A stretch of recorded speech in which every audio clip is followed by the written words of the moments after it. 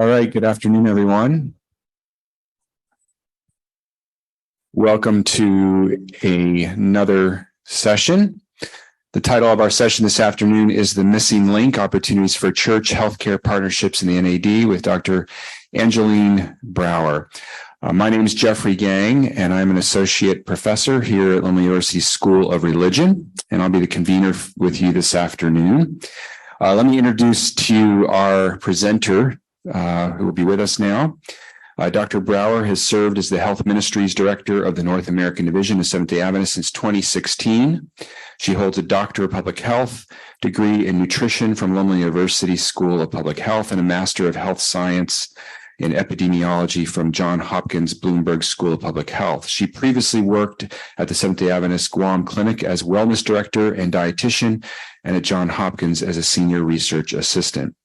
As a public health epidemiologist, her role at the NAD includes producing health content on a variety of topics, championing the work of health professionals, training lay members, providing health resources and mentorship for college students, advising NAD administrators on health-related issues, facilitating collaboration among Seventh-day Adventist organizations, and communicating with governmental leaders on Adventist churches' health resources. Dr. Brauer believes that healthy living should be practical, understandable, and enjoyable for everyone. She believes that comprehensive health work includes physical, mental, social, and spiritual well-being, and that all of us have a vital part to play in ministering hope and wholeness to our communities. She enjoys going on adventures with her husband, Jonathan, puppy Ella, and coming up with new recipes, working on craft projects, teaching, brainstorming about ministry, and playing with her nieces and nephews. Welcome, Dr. Brauer.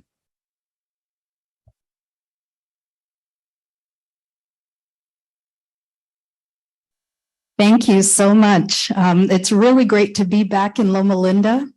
This is where I consider my ministry really began. So Loma Linda was very formative for me in many, many ways. And thank you for being here to talk about church and healthcare partnerships. I hope it's as important to you as it is to the church. Our administrators really, they just, I'm sure if they were able to say it in more eloquent terms, they would just say how important healthcare is to the church. And we are absolutely in need of the expertise that you bring. And I hope I can say that as a healthcare professional myself, having worked in healthcare, even though it was a short time, but the little bit of experience I had was critical, I believe, to my development and to where I am today. But I want to start today by letting you know that, and I think you already know this, but I think it's important to say it and to recognize it, that the government thinks that the Adventist healthcare system is very important as well. And what we do in healthcare is very important. And what we do in health in general is very important. This is a meeting that I was invited to just a few weeks ago with the somebody recognizes somebody there. Dead center is the Secretary of Health and Human Services, Xavier Becerra. Those of you from California will know him even more intimately. This was a meeting of 15 women of faith leaders across the United States. And once I got over the shock of being invited to this meeting and being told that we would all have 2 minutes to share with Secretary Becerra who we are, who we're representing, what we're doing, and ask him one question. So all of that in 2 minutes. So once I got over that shock and tried to figure out, do I have to go? I don't like high pressure situations. I'm quite shy, really. But once I got over that, the first person I thought about calling or reaching out to, someone you'll know, Jerry Winslow. And I sent him an email saying, I have this meeting, I think it was just a week before, and I want to know what you think. And he was so gracious, as you all know, he always is, sent me a lengthy email with links and resources, and also said, give me a call right away. And so we also talked together. And the question that I asked Secretary Becerra was the question that Jerry put in my mind as well. So I want to give him due credit and acknowledgement. It was the question, what can we as a church do to help transition healthcare from sick care to wellness care? That is really what the Adventist Church wants to bring to the table. After all 15 ladies had their moment to share with Secretary Becerra, he then had time for his comments, and he turned to me first and pointed and said, that is the message I give Congress every time I get to speak to them. So thank you for what you are doing to transition sick care to wellness care, because our government leaders are wanting that as well. They recognize the need for that. And I also, I have the picture of the 5 steps to health and well-being in America. I also gave a copy of this to the Director of Intergovernmental Affairs, basically Secretary Becerra's right hand. So I hope you know that the work that was put into this, unfortunately, I had the first edition, not the second edition, but the work that was put into this by APA and all of you has an impact. So thank you for doing that. And thank you for making that resource available. So as we talk about the church in what we do in health and healthcare and health ministries, this is quickly what I want to go over in our time together. We want to talk about what is health ministries just very briefly, because I think we all probably have some different ideas. We want to do some partnership building. I have an activity that hopefully will be constructive and something that we can all build off of in going forward. And then share with you my vision for health ministries, and then talk about the missing link, since that's in our title. So I'm sorry that I'm leaving the identification of the missing link to the very end, but I hope that this conversation together, and I do hope that this will be a conversation, will help us move forward together. That is my hope and my goal. So, some discussion questions to start with. How do you define or understand what health ministries is, that term, health ministries? Does anybody here know what I do in my job? No, not really, sort of, yeah, right, kind of. Okay, that's okay. That's okay if you don't know, because I'm 7 years into this now and I'm still figuring it out myself. But you know, there is a lot of confusion or misunderstanding or partial understandings of what health ministries is and what we do and so on and so forth. So anybody want to share? What is your picture of health ministries? Resource, okay. Building resource, putting resource out, both, okay. Because there's a lot of resources already out there, and a lot of times people don't know how to access those resources, or they don't even know that they exist. Okay, yeah, so creating awareness of resources, getting them out there, letting people know that they exist. Okay. I think also being able to guide people around what is the best resource. Because there's so much information in health, right, that they need guidance. Yeah, okay, key. So not just about resource, but the best resource, the most appropriate resource, the resource that we can feel comfortable and trusted in. Yes. I thought that the government needed to promote, encourage, and provide resources for the local church to do health ministry. Okay, great. Thank you. Thank you for, getting even more specific. Creating or providing or resourcing the local church. So that is really the majority of what I do. It's not everything, but it is definitely the majority of what I do. And we'll talk about that a little bit as well. Okay, anybody else? What is health ministries in general? Caring for someone's health. Okay, all right. So nice and broad terms. Well, oftentimes what I found is that when I ask that question, people think, oh, it's about being a vegan. Or, oh, it's about, exercising more or sleeping and by the way, even the term vegan, we don't like to use in health ministries. We prefer whole foods, plant-based. Okay, there's a lot more depth and meaning to that term.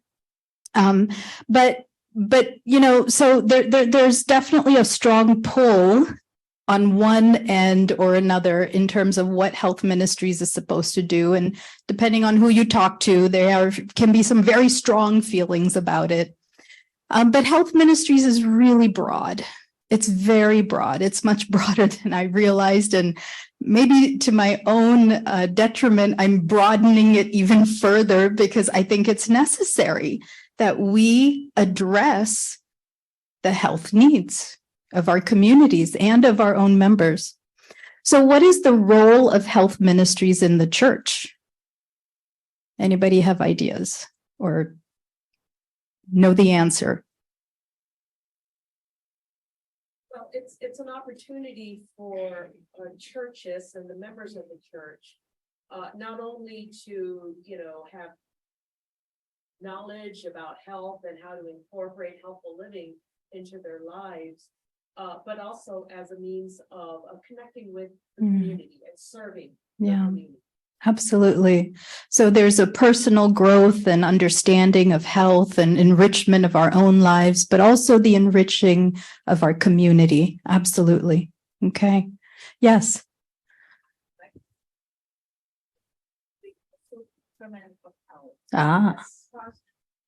Adventist we often teach like diabetes, etc., but we shy away from social determinants of health. That reaches the local community. That is one of my desires. Okay. All right. So for those who didn't hear online, social determinants of health, the need to address that from the church level as well. Okay, absolutely. I completely agree with you. Yes. I think it's important to not forget the theological.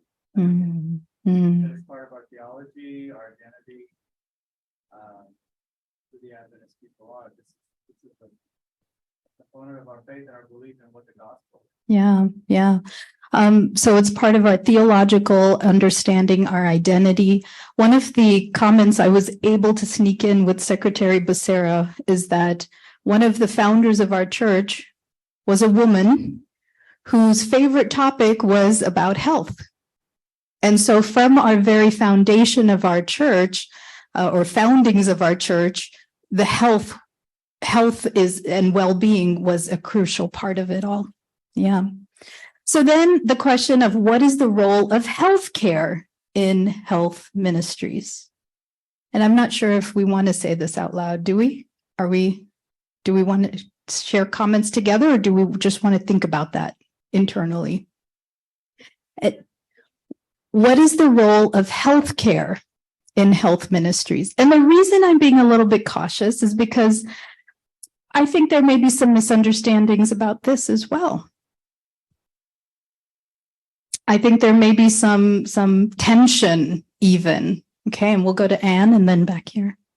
Well, this is something that we're wrestling with in our health system, the definition of healthcare and the definition of health ministries and where they intersect. Okay, so we don't know. Okay, all right, that's fair. Yes.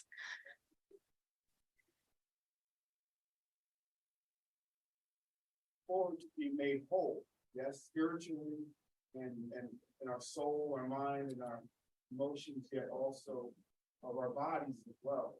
And although we all aren't able to do so as our Lord and Savior has done, as far as executing that for the physical body, that healthcare is quite very much important to see to it that the entirety of the person being is made whole. Mm. Okay, so the role of healthcare is to help people reach a level of wholeness. Okay, yes. What is the role of healthcare in the church? Or are you asking what is the role of healthcare in the health ministries aspect of the church? Or are you asking about health ministries as a general concept? Okay, all of the above, maybe. So the reason why I'm asking these questions is because I don't know if we've had these conversations before. And so I should have said this earlier. I'm probably going to get myself in trouble a little bit today by asking some questions that I really want to know the answer to. It's not to be, offensive or to stir the pot or anything like that unnecessarily, but because I think we need to ask some questions of each other so that we figure out how are we all supposed to be working in this space together. Okay. Is that fair? Because we're supposed to be talking about partnerships. So how do we fit in that space together? Because my primary role is to the local church. Well, sort of, through layers. But is that also what healthcare is doing? Okay, yes. So one of the biggest struggles that we've had within our local churches is exactly this, the definition and the roles of the healthcare system and the church. And okay, I'm gonna just be really honest here, that my experience has been the church wants to have a relationship with the healthcare system in one way. Yeah. And that is to hold health screenings so that 6 months down the line, they will have accumulated all these addresses for the people who come to the health screening, so that 6 months down the line, that's the database for an evangelistic meeting. Mm-hmm. So when we hold the church to accountability from a social determinants perspective, in which they find somebody who has uncontrolled diabetes and has no transportation to get to their doctor, what is the church going to do? And I get no answer. Yeah. So it feels like a one-way street. Yeah. I get that. I absolutely get that. Yes. Sorry. And from the community, the local church level, I feel like we're doing a very sophisticated healthcare system here. But what's really sanctioned is naturopathic care, at least maybe in my region, because you're doing good as an Adventist if you don't need diabetes drugs anymore, if you don't get off your cancer treatment. That's what we're seeing in our church, and that's what frightens me. I don't see issues addressed like gun violence.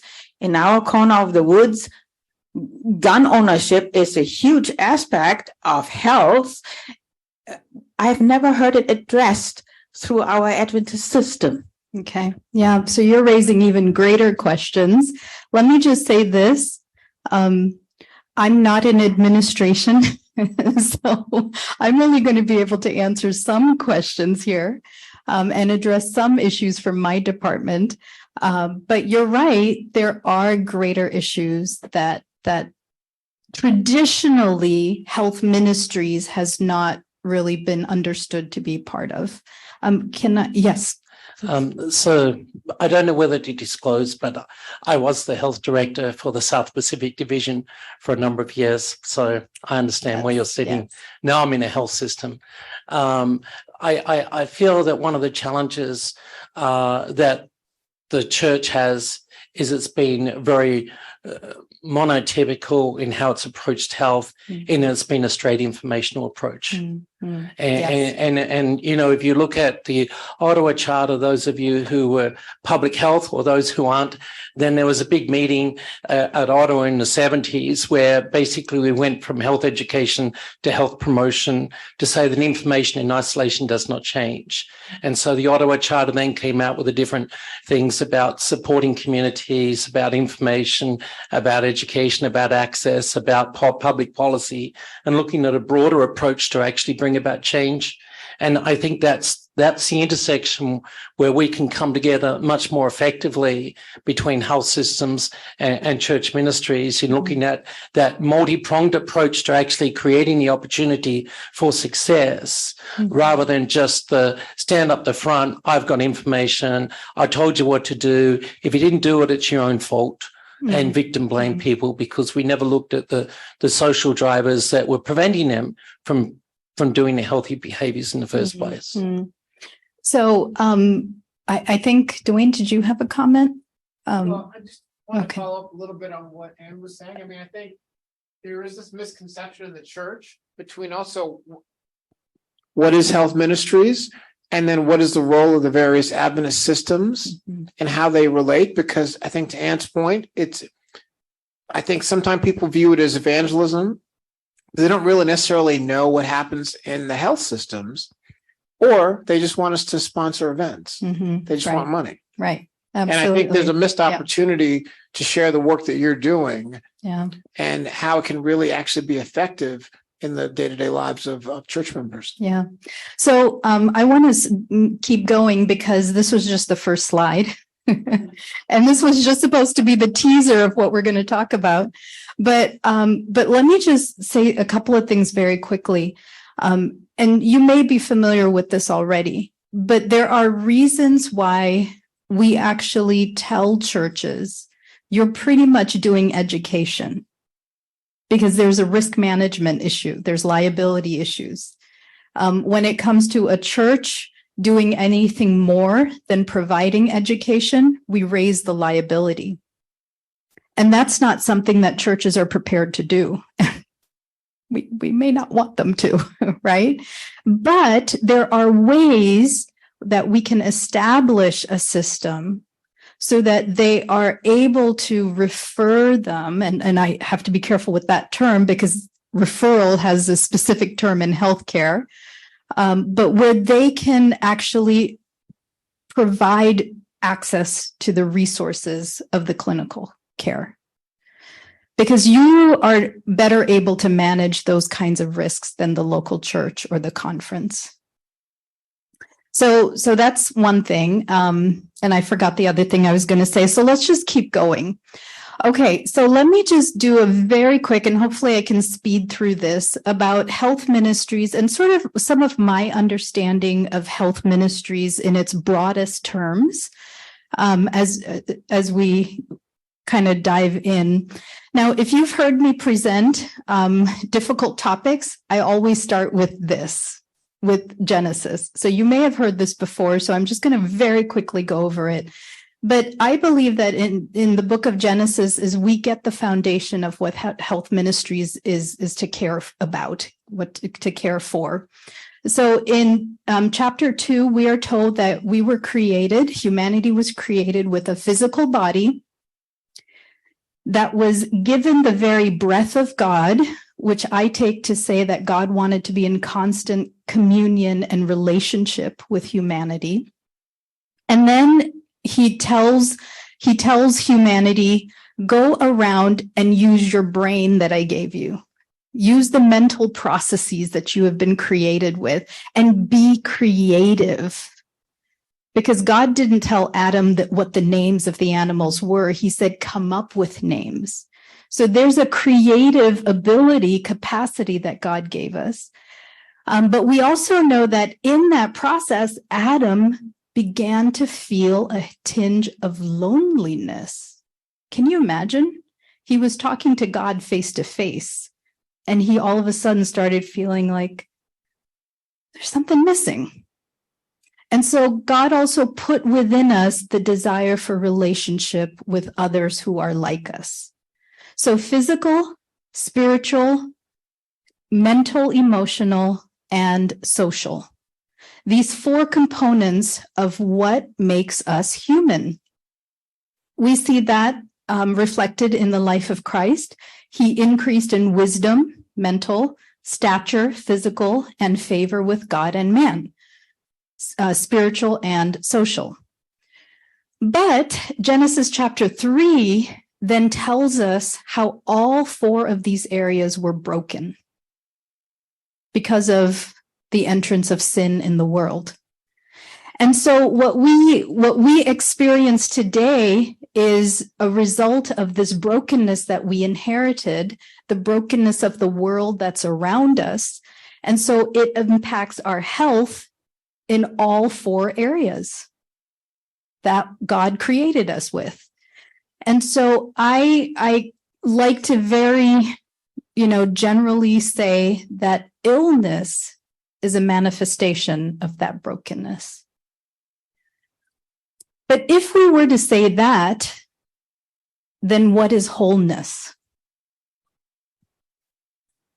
And this is a question I'm wrestling with right now, actually. Is if illness is the manifestation of brokenness, what is wholeness? Is it the absence of the brokenness? That's kind of hard to say because, this world, we're just surrounded by that, right? For this current lifetime. So anyway, if you have a good answer or a good, word to stick in there, let me know, because I'm thinking this through myself. But here's a quote from an ancient physician, that when health is absent, wisdom cannot reveal itself, art cannot become manifest, the creativity, strength cannot be exerted, physical, wealth is useless, our resources and reason is powerless. So the lack of health impacts every single part of who we are and what our life is about and the opportunities that we have. And so health is critical. And it can't be just kind of set aside or made secondary or whatever else the temptation may be. It is critical for us to be all that we have been created to be.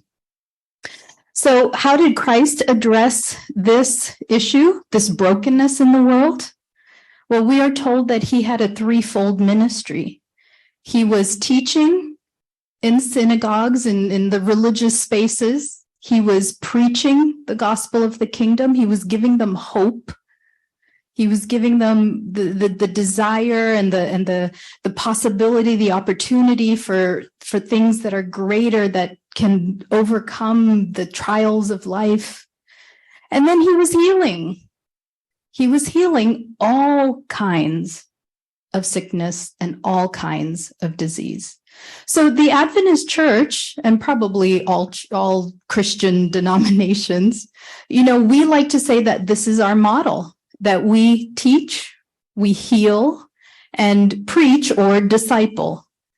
And so we like to say that here are the three things that we do. However, what we often do is we isolate them, don't we? We put them into their silos. We have amazing educational institutions. And we have amazing healthcare and health resources.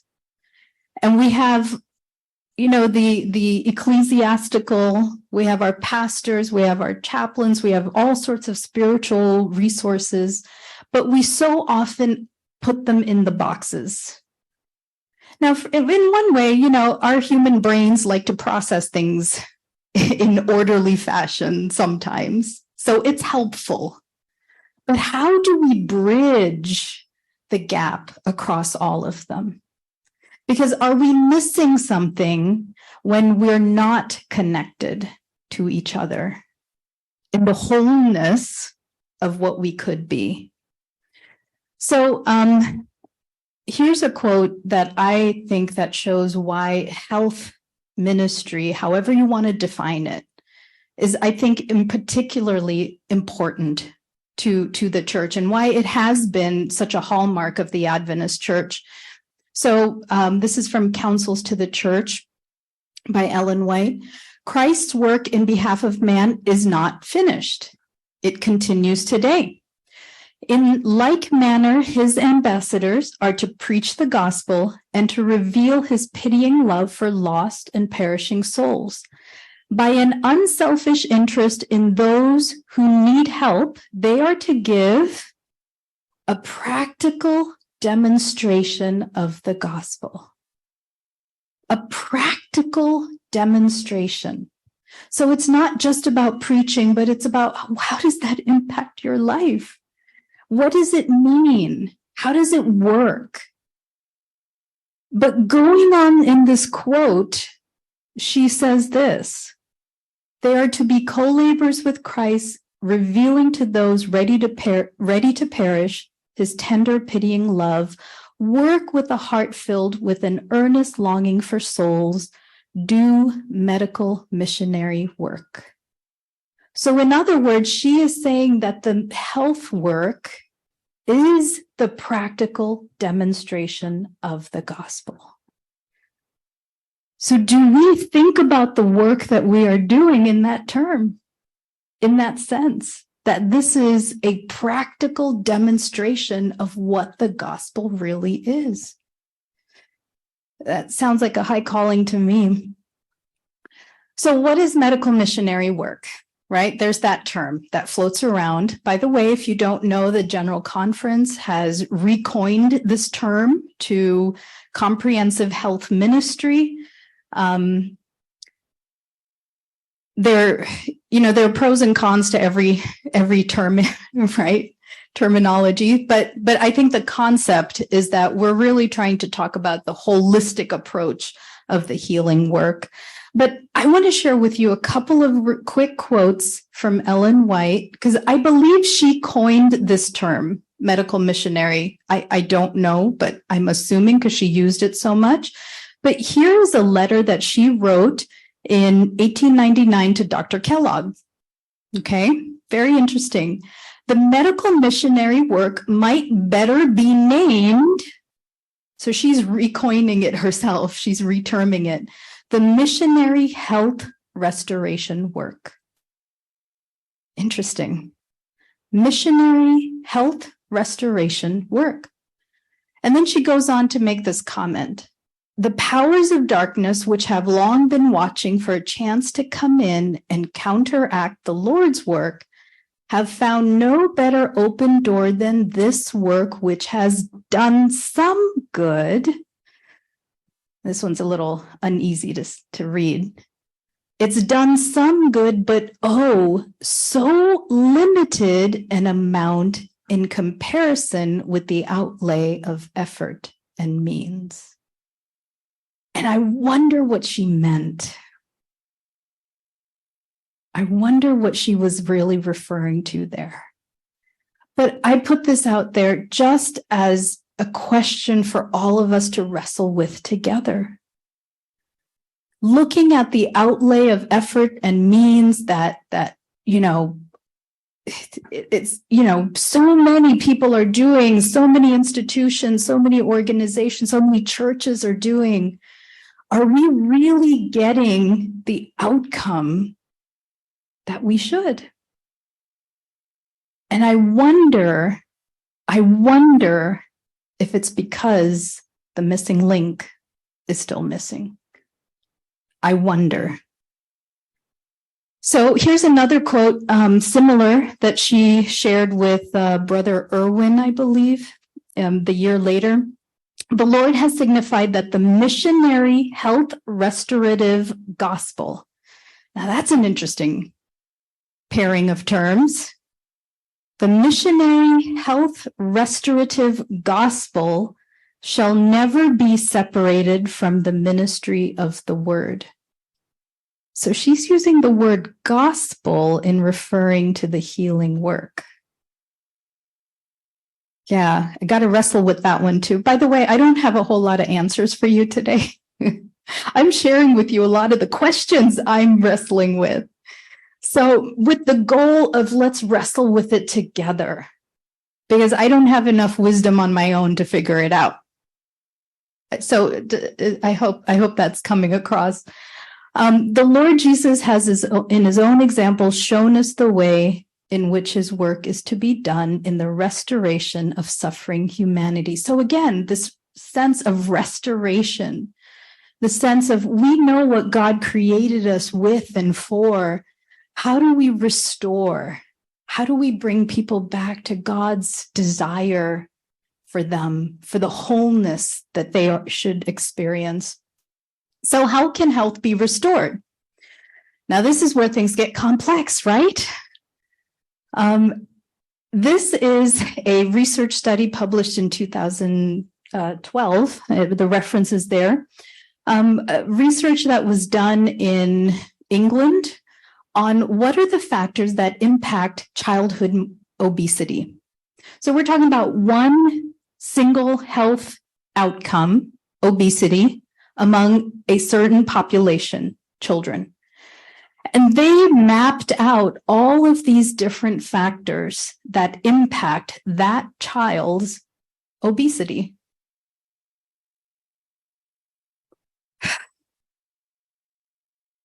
Kind of gets you tired looking at it, doesn't it?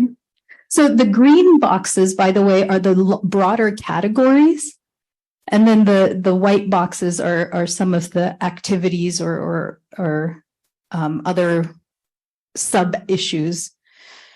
So how much of this do we address when we do a childhood obesity initiative or program or something?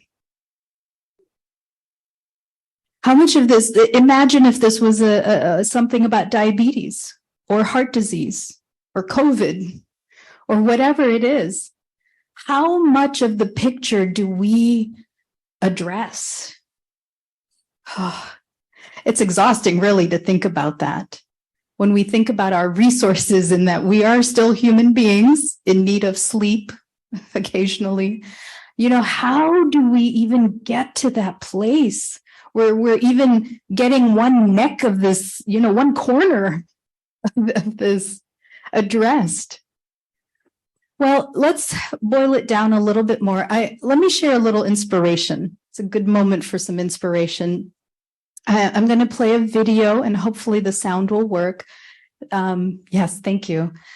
Of some work that has been done, not by an Adventist institution at all, but in Michigan, I believe this was funded by the Robert Wood Johnson Foundation. So I'm going to skip that one. Go here.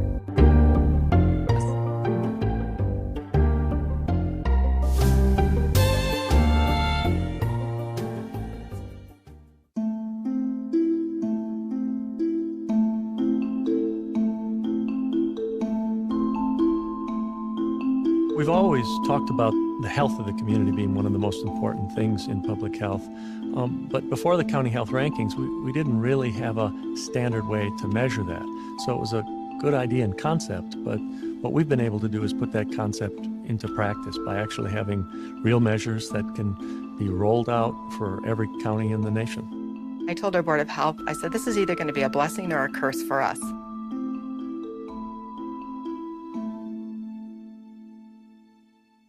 We did not fare very well in the rankings.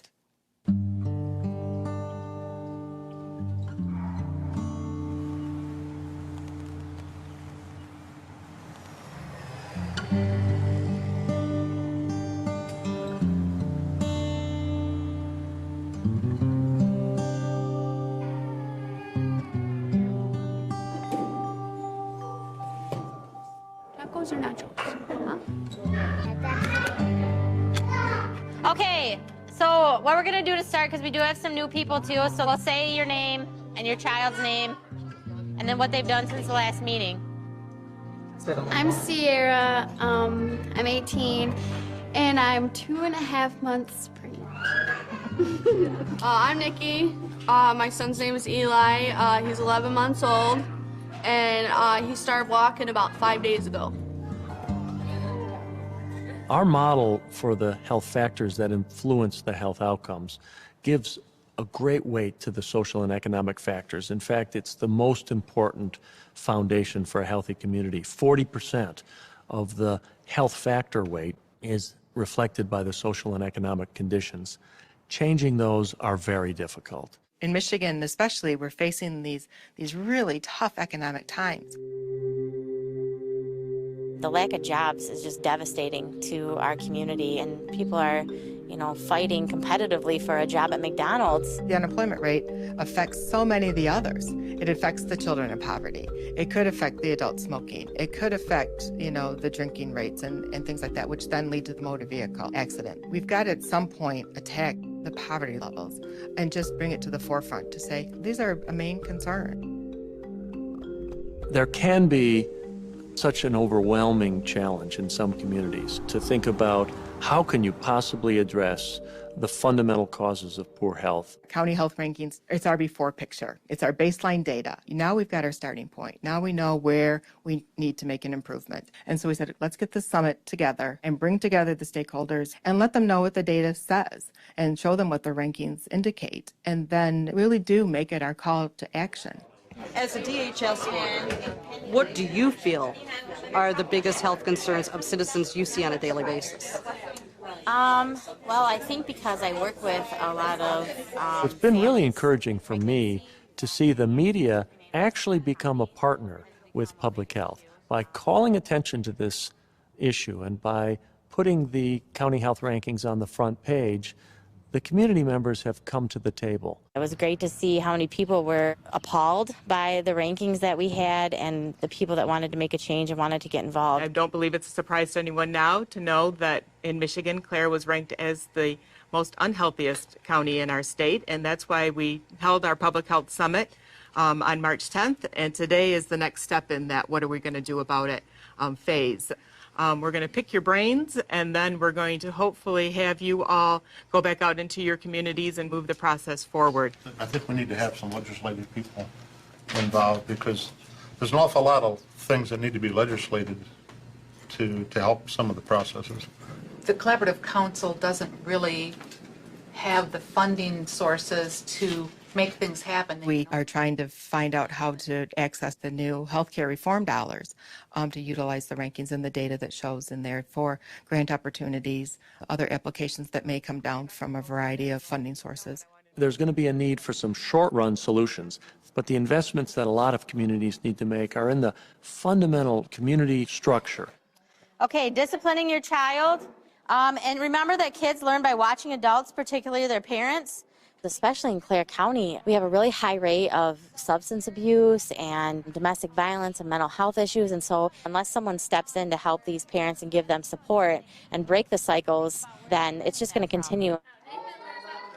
How many of you at some point since you have either been pregnant or a parent have been considered homeless? Okay. I was couch hopping right after I had my son, and it was scary, but there was nothing I could do about it. If people in a community are hopeless about the future, they're going to be much more likely to take risks. These are fundamental problems in communities that need to be addressed upstream at the source of the problem. Hi. Charlie, can you give it to Betsy? So you guys doing okay with food and your budgeting and all that kind of stuff going all right? Betsy helped me budget on paying my bills and, if I needed any clothes or diapers for Charlie or for myself. And, she talked to me when I needed to talk. She's the one who took me up to the school and got me enrolled back in school so I can finish my high school diploma. Shaylin Marie Jones.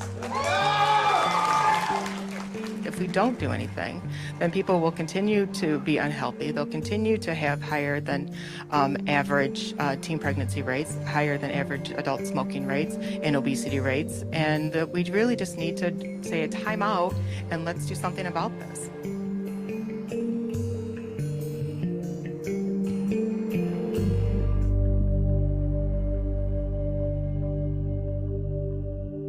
What do you think? Anything stand out to you from that?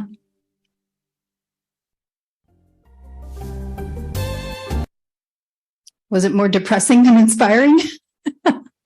Sorry, that wasn't the intent.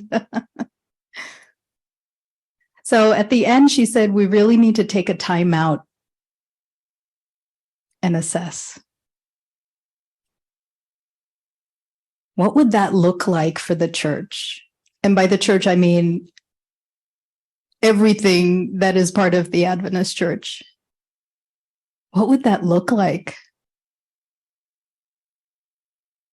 Wow, I don't know. And I don't have the power. I don't have the power to make that happen. But what would it look like? And what would be the outcome, the ideal outcome, if we were to do that for a moment, for a day, for what, I don't know, however long it would take. There were a lot of good key points that they shared. You notice that they had media attention, that they were able to bring in the popular media or the local media to become advocates for them in a way. And they were looking at policies and what they needed to do and who needed to be at that table. But they were also at the grassroots. They were also there where the people were, where the community was, and touching their lives in a very direct and specific way. So I don't know, how many of you are familiar with the county health rankings model? Okay, a few of you. So you may know more about it than I do. In fact, I first learned about it here, not at Bioethics, but at one of the conferences with healthcare. You do have a copy of this. Everybody should have that. I just think, and of course there are many different models, right? And each model has its pros and its cons. But I just wanted to spend a little bit of time looking at this model and considering that maybe this is something that we can use as a starting point for our conversations on collaborations and partnerships. So according to this model, there are policies and programs that impact our health factors that then impact health outcomes. By the way, we had a mental health summit last year, and I was really thankful that we actually had someone who spoke to policies, how policies impact mental health and outcomes. And so we are talking about these. We are bringing these forward to our churches and creating more awareness. But we just need a greater swelling of that effort, right? And it's not just about talking about them, but as APA is doing, it's doing something about it, right? We do have a voice at that table. But when we look at the health factors, what this model tells us is that health behaviors account for 30% of health outcome. 30%. Now, that's not everything, but it's a big chunk. And so they've identified, of course, tobacco, diet, exercise, alcohol, drug use, sexual activity. So this is traditionally the space that health ministries dwells in at the local church. They're talking about behaviors and choices and so forth. And it's 30% of health outcome per this model. So are they getting everything? No, but they're getting a chunk of it. Now, then they go on to say that clinical care, so doctor's visits, healthcare appointments, is 20%. I'd love to hear your thoughts on it, but maybe another time. We just keep moving along for now. So 20% is access to care, quality of care. 40%, there's the socioeconomic factors. That big chunk of education, employment, income, support, safety, that to a large extent, well, I don't even want to say we've been ignoring it as a church, because there are elements such as ACS and other organizations that have been addressing it, but it feels like it's been separated from the health space, in a sense. And so what needs to happen for those conversations to come together? And then 10% on the physical environment. And we just have to go to Flint, Michigan to know about that, how that impacts us. And you know what? I know, and forgive me, I forget, but I know Advent Health worked with a community, improving their water access to clean water.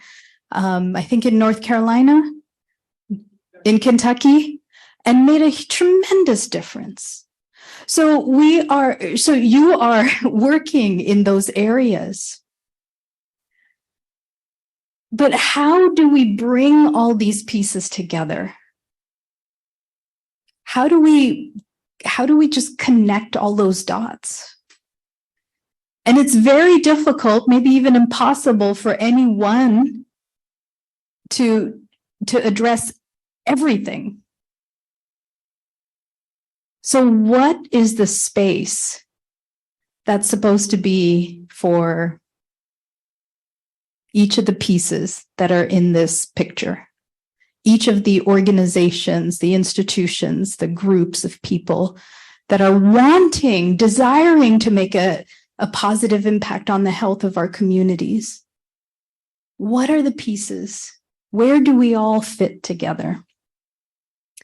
So just very quickly, this is from General Conference Health Ministries again, the 4 principles of how we approach health and health ministries. We believe in the importance of inspiration, evidence, balance, and also, of course, core relationships. We could spend more time talking about those, but I just wanted to put those out there. So how can we build partnerships? So we're going to get into some more, maybe some group activity, some conversation here. So very quickly, these are the areas that I generally work in. This is the big picture list in my department, but there's more, but this is the big overview. So program development has been mentioned already. Education and training. We train facilitators to run programs. We train them with best practices, with evidence-based resources and materials. We provide continuing education to health professionals. We also have awareness campaigns, because not everybody knows everything that's available or how to address issues, or that an issue is important to even talk about. So awareness is important too. Research. My background is in research. My brain works as a researcher. This is why I ask so many questions. It's because I want understanding. How do we utilize research methodology? Because we so often make assumptions, but we don't test the assumptions. And that's what research does. So I really push for research. And then networking also, giving people the space, the opportunity to come together and to just encourage one another and to say, you know what, this is a tough battle, but we're in it together. You are not alone. Because this is one of the core challenges that we face with our healthcare providers, but anyone in ministry, really, we all feel at times that we are alone. So that networking is important. As was mentioned before, our target is the success of the local context. So typically the local church. And that's because of the structure of the church, because conferences and unions expect the division to support them so that they can support their local church. So my primary contact is to the union and conference. Unfortunately, most of our unions and conferences don't have a health ministry counterpart. And so we do what we can. We reach out to whoever we can and try to get something going on there. And sometimes it's the local church. Sometimes it's nobody. And so when people say, well, I had no idea these resources exist, it's because, well, the communications just don't get down to you. It's not because we haven't tried. We do connect with health professionals. Health professionals are critical to the work of health ministries. And it's my personal passion to let our health professionals know that the church needs them. We need their expertise as health professionals. Of course, lay members, because we do believe that every member of the Adventist Church should be involved in the healing ministry. And if we have time, I'll share my little framework of how we're trying to help guide them to safe involvement. Pastors, we have a collaboration with ministerial, working with our pastors, and then of course, church administrators. Now, this is what I call the missional chart for my department. And you have a copy of this as well. This lists the focus areas that I feel are important. This list grows every year, but our employee count does not, just so you know. But the list continues to grow. And just very quickly, workforce development is the first blue section there. And then communication and connection. Adventist Healthy You is our general lifestyle kind of focus area. These are where we address lifestyle issues, but also not just lifestyle, but health issues in general. For example, we have mental health there. That's a major focus for us. So that's just a broad term that we've created for that.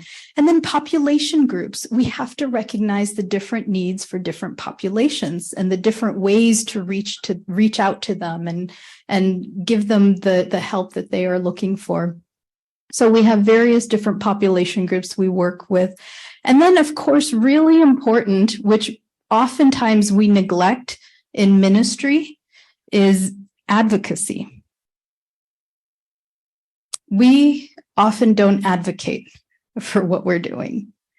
And so this is something that I am trying to equip our health ministry leaders to do better. And this is where I believe research is so important, because when you have data, you're able to advocate much better for what you're doing and really, even to advocate to yourself that what you're doing you should either keep doing it or maybe change your strategy, and that's okay.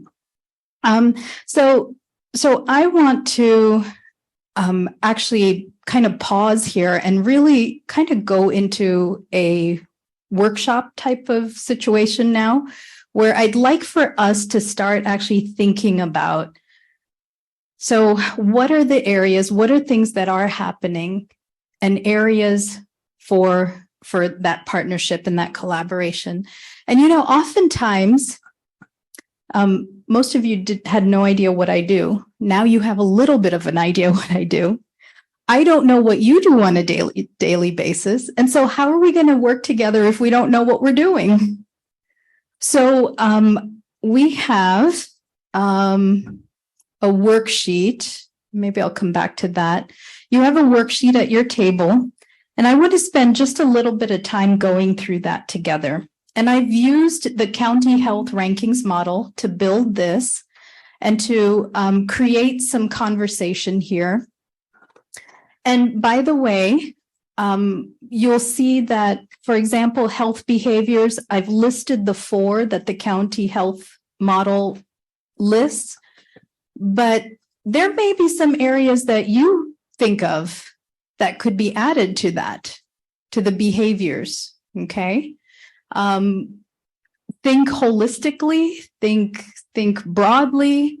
What are the other types of health behaviors that we may be missing from that list? I will name one, self-care or coping strategies. They also don't include spirituality in here, but that is a key part of the Adventist Church. So where does that fit in? And then under clinical care, there's some space there too. It's not just about access to care or quality of care. What are the other areas? Do we need to talk about insurance? I mean, I know that's access to care, but do we need to think a little bit more out? I'm sorry, I get myself in trouble when I start thinking out of the box, but I kind of feel like thinking out of the box is healthy now and then. So what are some out of the box ideas about insurance to improve access to care? And then on the back, did we just print the same page? Oh, we did. Oh, okay.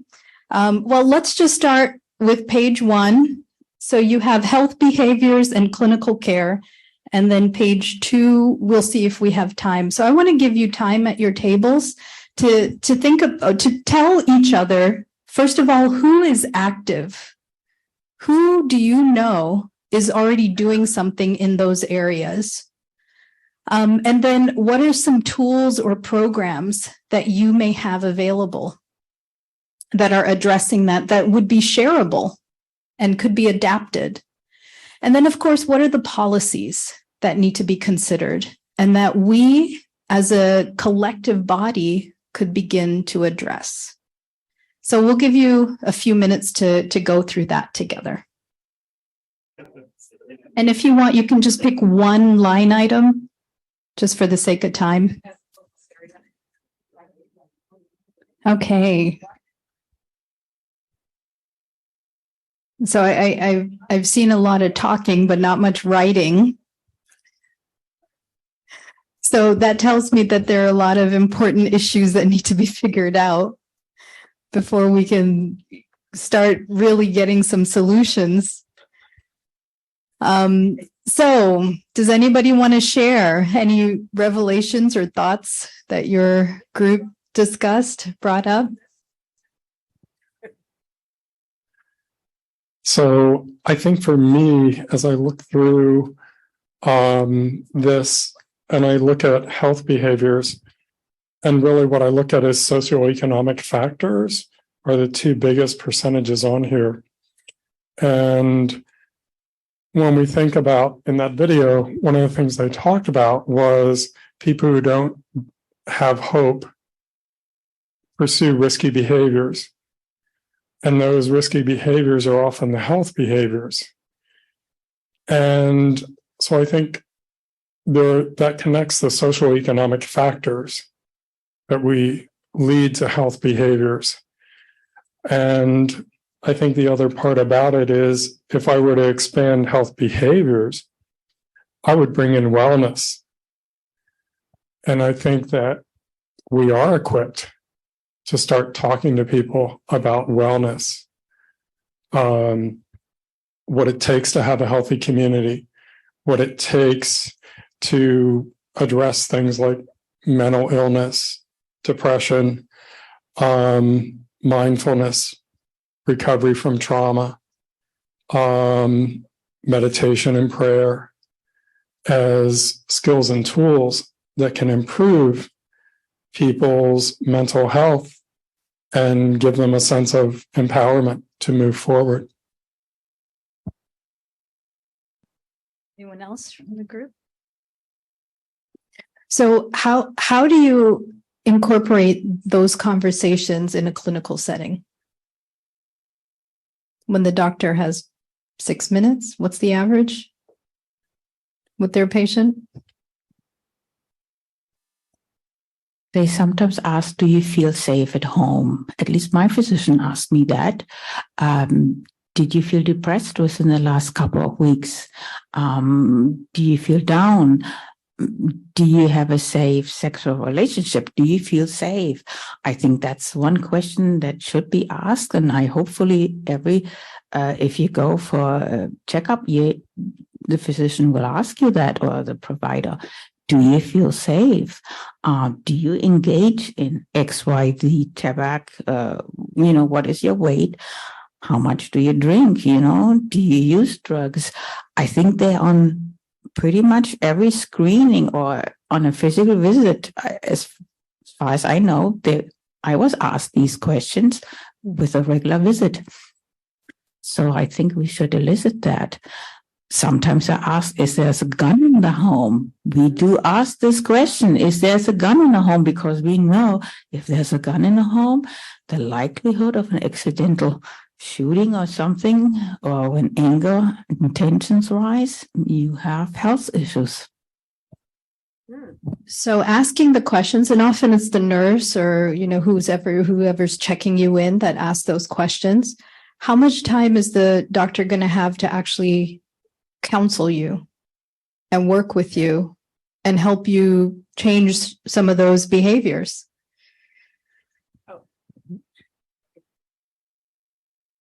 That's a very interesting question. I'm coming from the UK, so I can only speak from the UK. You're right, those questions are asked, but they are, again, in the UK, mainly asked if you are the more vulnerable. Okay, so as opposed to every patient, because you're right, there's a time element that they have to go by. But in answer to your questions about responding to those, there are signpostings. So for example, I didn't mention this to my group. I'm sorry, but one of the elements in the health behavior is exercise, and that's something I'm actually currently researching in regards to Seventh-day Adventist beliefs and the role that Adventist beliefs play in health behavior relating to physical activity and exercise. For example, with that, inactivity is one of the greatest predictors of two of the greatest killers in the world today. And so understanding the concept, the connection, relationship, and how we integrate our beliefs is a key and fundamental thing. But what I want to say about that is this is not just a church issue. This is a global issue. And so it should be easier for us to connect with that and reach out in our efforts to the community. Okay, so it's not just a church issue. Let me ask a question before and then I'll hand it to you, Anne.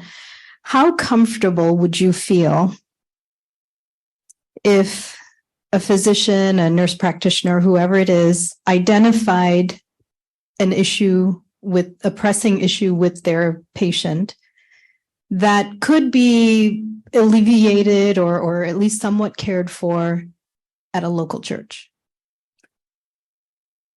That's all right.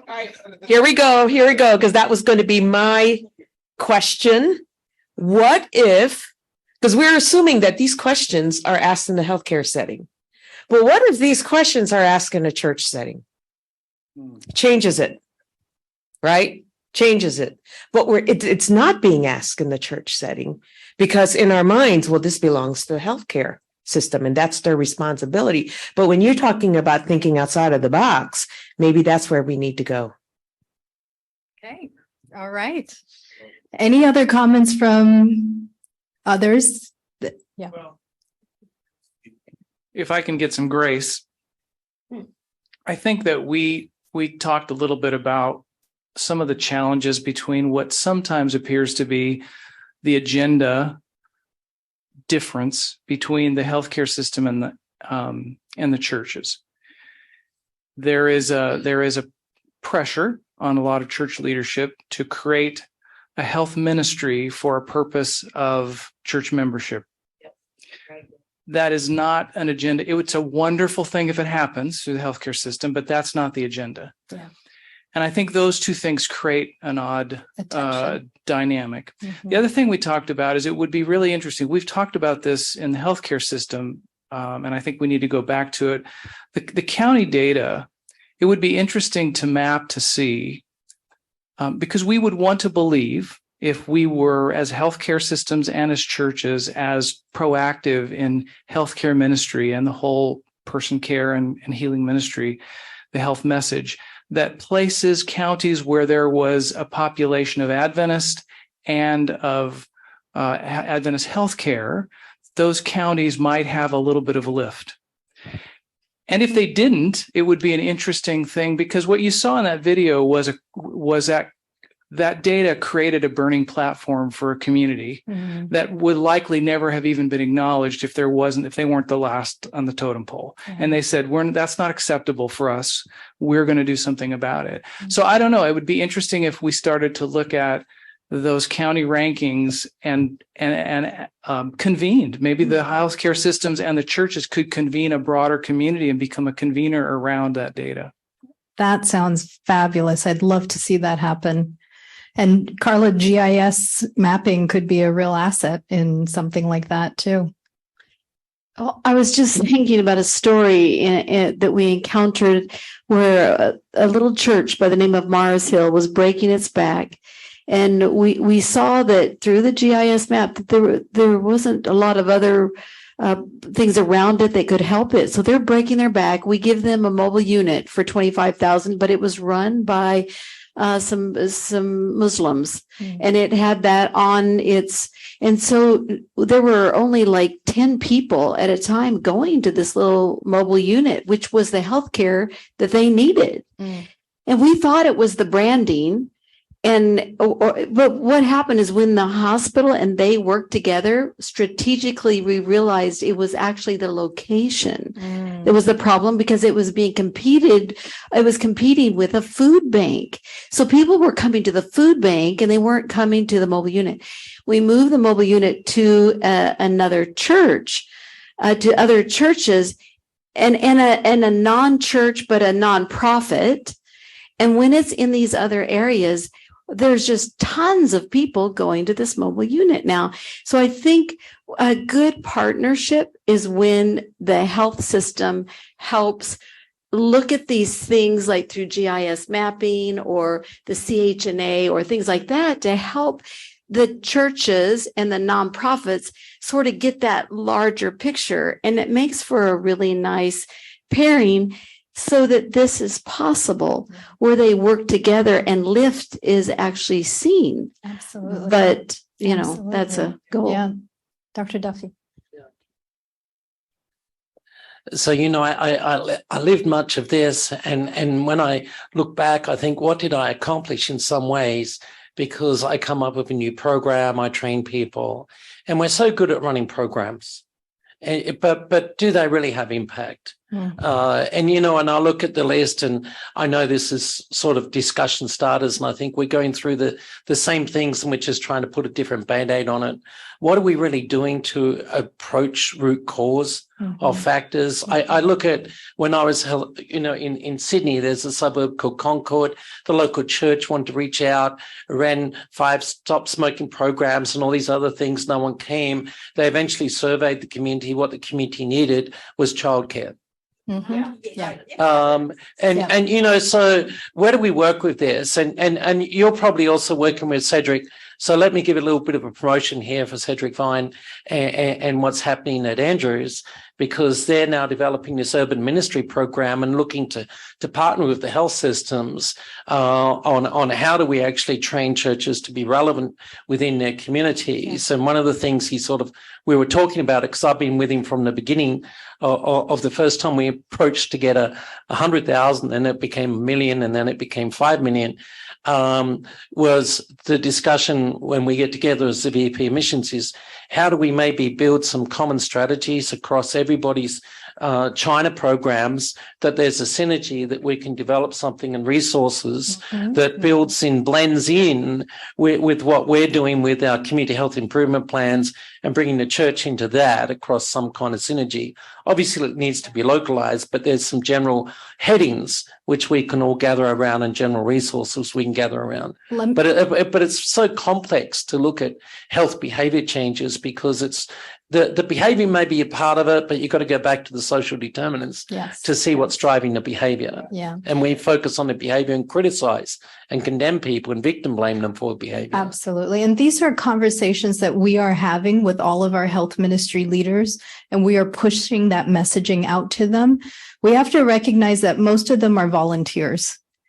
And so you have that whole aspect as well. And most of them are not professionally trained in health areas. I need to wrap up here, but I want to pick up on something that you said, Dr. Duffy, and just share with you a dream I have. is to bring our resources together to have a comprehensive state of our mental health report. I often get requests from church members saying my nephew, my neighbor, whoever, they're looking for an Adventist facility that does addiction recovery, that does inpatient this, that does that. And I mean, the only place I know of is Loma Linda Behavioral Health Institute, so I send them there. I have no idea what you all are doing. And so I'm unable to send them anywhere. And I'm sorry to say this, I'm not even sure who at the hospitals I should be contacting to find out, but I can't call all 100 of the hospitals every time there's a need. So what can we do to collaboratively come up with the resources that we have across the board and to maintain that directory, that resource database, whatever we call it, however it is, so that we're able to refer to you.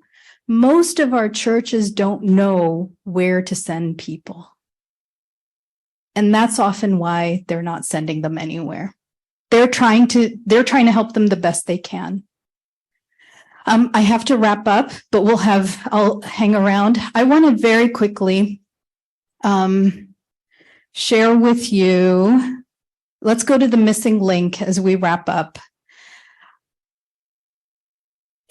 I pulled this data from the APA website.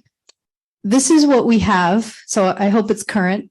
These are the hospitals that we have within the 5 systems represented here in North America.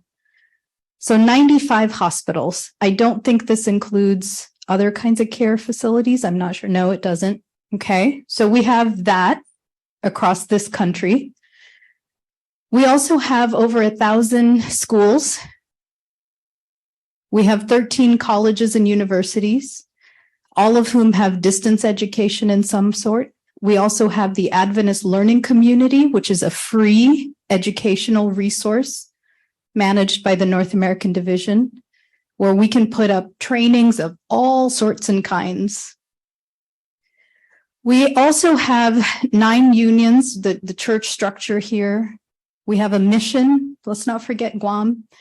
And we have 59 conferences with over 7,000 churches and companies. 7,000 areas of the country that we have a footprint on. 5,000 pastors, over 1.2 million members. What if every single one of them was involved in this great collaborative work? So, what is the missing link? You know, I've learned that we're not lacking in resources. We aren't. We just don't know what they are. We don't know how to get access to them. We don't know who to reach out to. So it is my belief that the missing link is actually the link. It's the fact that we are not connected like we could be for an organization that has the structure that we have. We're so fractured. And so, where do we go from here? I think we all have a part to play in answering that question. And I think I'll end there.